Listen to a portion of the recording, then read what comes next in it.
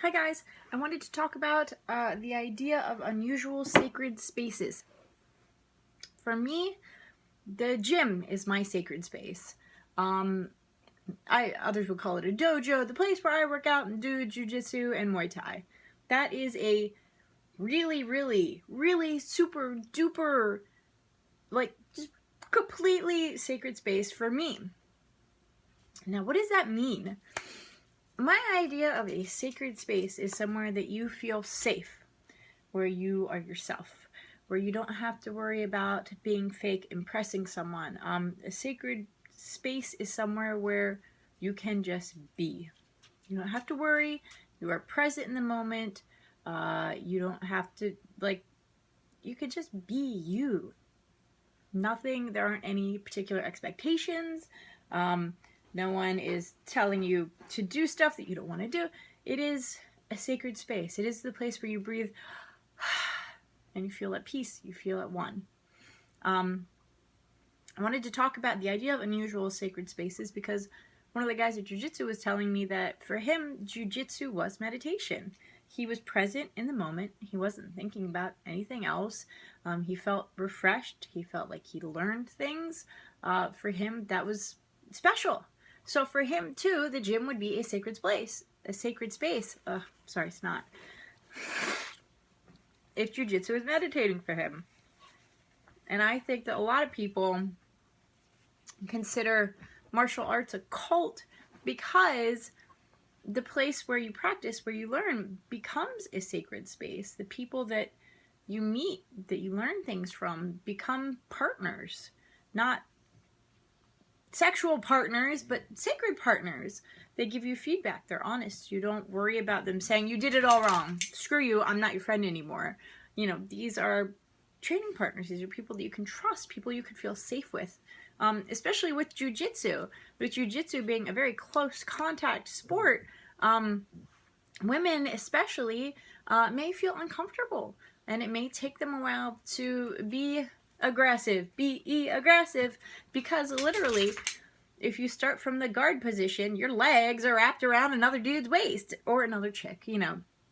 Some people only practice with women. I completely respect that wholeheartedly, especially in the beginning. I would only choose female partners or trusted male partners. That's how it is with life too, you know? So in protecting my sacred space, even though it's very close to the kids' daycare, I won't, when my ex wants to trade kid car seats and stuff, I won't let him come anywhere near it. I was like, we will meet somewhere else. You are not allowed in my sacred space. When people hear that, they assume a lot of things, whatever they assume. A lot of people assume that you're sleeping with everyone anyway. But they assume that obviously that place is special to you. So they either want to mess with it or they're going to make up whatever about it. If your sacred space is the library, that's definitely one of my sacred spaces as well. People are going to look at you completely weird and be like, what is there at a library? Oh, there must be a person at the library. Oh, she's meeting so-and-so, or he's meeting so-and-so. No, it's a sacred space. It's a place where I feel safe. You know, so that could be anywhere. For some women, shopping is meditation. So their favorite store where they can take their time and breathe and peruse and look at things and try things on and feel beautiful and attractive. That's their sacred space. That's fine. So the idea of a sacred space being only a church, only a place in the desert, only a bedroom, you know, that's silly. There are a bajillion different sacred spaces depending on what you find sacred. Why is the gym a sacred space for me?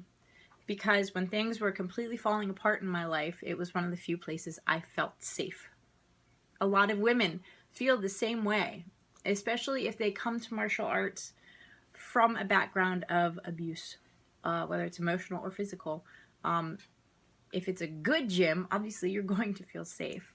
And the gentlemen at the higher level especially enforce that for females. And I like that a lot.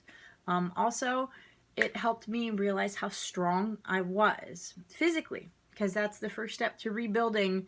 Believing in yourself is knowing you are strong, knowing you are safe. that helped a lot.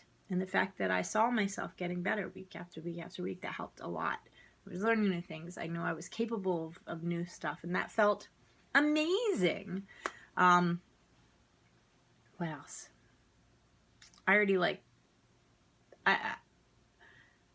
it's weird when you tell people the gym is your sacred space, because for a lot of people think, yeah, you're pumping iron to music, but that's meditation for a lot of people.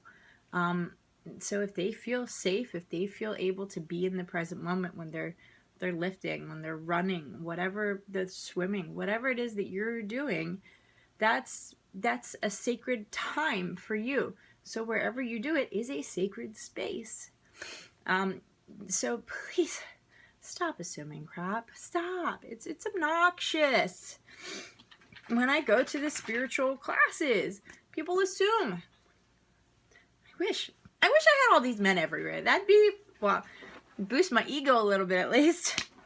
And I know that a lot of women feel the same way. And it's weird because people always assume different things for women. Because if a man has a lot of women, then, oh, that's great. Good for him. If women have a lot of men, then horse, you know. Little two-sided. However, no.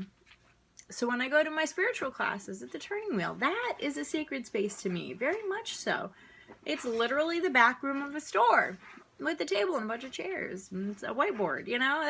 But that's a very sacred space for me. That's a place where I feel safe to be open and discuss things with people, to discuss new ideas, to talk about things that we may disagree on, you know, and not feel attacked, but respectfully disagree or respectfully have discourse on different ideas. That's great. Hello, everyone needs that.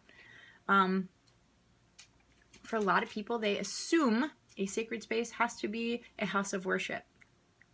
Not true. I mean, the woods, you know, trails, that's sacred space. Mountains, that's sacred space. Deserts, that's sacred space. Wherever you feel safe, present, in the moment, whole as one, wherever you are, that's a sacred space. So if you're having a really freaking awesome day, and like all your favorite music is on the radio, and you go to get gas, and your favorite person, my favorite peeps at Rofo, are like, yeah, and I check my lotto ticket, and I won $1, so I get another one, I get a cold Dr. Pepper.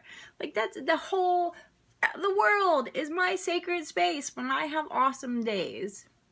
And that's how it should be. That's the goal, for your entire world to be a sacred space. That's how it should be. So, when people tell you that they have unusual sacred spaces, be respectful. Ask questions. You know, you may learn something new. I always invite people to my gym because I want them to feel how awesome it is there. To feel strength within themselves, to feel safe. Another part of overcoming abuse for a lot of people is human touch, you know? And obviously it's not sexual at all, especially when they're choking you with your own gi. But just the idea of touching another human being is a huge step for a lot of women. I'm not sure about men, honestly, because I've never had that. But I know personally, and for a lot of friends, that's a big part of recovering and coming back to yourself. So that's a good reason why martial arts in general, but, you know, judo, jujitsu, you know, and other martial arts where you touch with respect, of course, with the intent to harm and choke and submit, but with respect, you know, and offering the other person dignity. Yeah, my partner choked me out, but now I'm going to choke her out. So, you know, there's no hard feelings. It is an unusual sport. I'll give you that. But there's a lot of reasons why I love it, and that's one. So, unusual sacred spaces. Leave a comment below about your unusual sacred space or your favorite sacred space. I love you guys. Have a great day. Bye.